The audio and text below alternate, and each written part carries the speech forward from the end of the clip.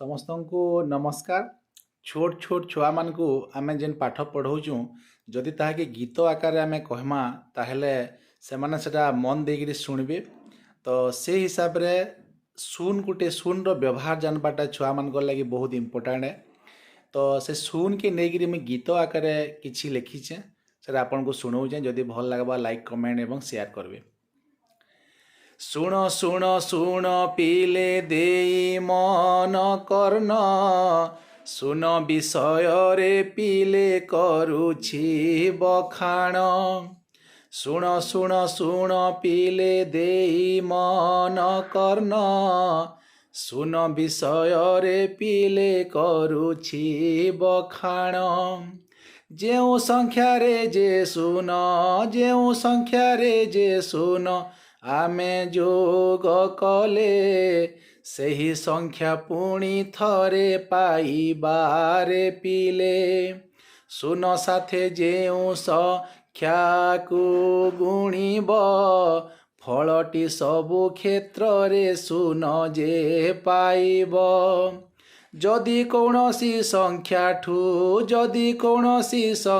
ठू सुन को काटिब उत्तरटी से ही संख्या पुणी जे पाइब। सुन सहजेबे पुणी जहा को हरिब उत्तरटी से ही सुन एका जे मिलिब। कौनसी संख्या को पीले सुन सह हरिबा निरर्थक अटे बोली ताकू जे जानिबा। सुन विषय रे ए सबु मने रख पीले अति सहज लागिब गणित कला बेले। सादा एक सुनर जे मूल्य किछि नाही संख्या परे लागी थिले निश्चय मूल्य थाई।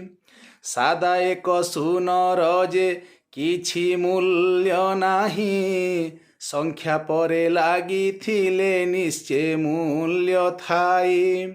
कौनसी संख्यार पीले डाहाण पटरे सुन लेखिले पीले ता 10 गुण हुए।